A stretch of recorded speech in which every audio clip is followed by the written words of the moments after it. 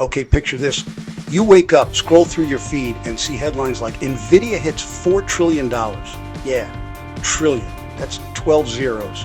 And it's not just NVIDIA. Apple, Microsoft, and Google, they're all stacking up numbers most of us can't even imagine. So why does this matter to you and me? Well, while these companies and their billionaire owners are breaking records, most Americans are just trying to get by. The top 1% in the U.S. owns more than a third of the nation's wealth. Meanwhile, almost half of Americans can't afford an unexpected $400 expense. That's wild. Here's the thing. What if we put a cap on how much wealth one person can have? I'm talking about taxing billionaires and mega corporations at a much higher rate, so the gap between the richest and the rest of us isn't a canyon. Let's break it down. NVIDIA, the tech giant, just hit a $4 trillion market cap. But did you know the company paid an effective tax rate of around 6% last year?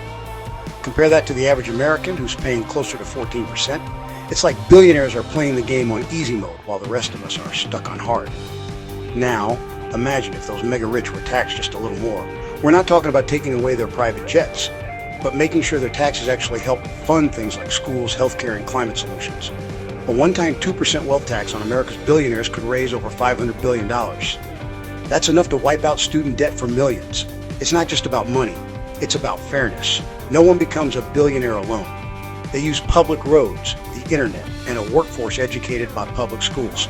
So, isn't it fair that the ultra-wealthy give back a chunk to keep the system running for everyone? Some people worry this will hurt innovation. But guess what?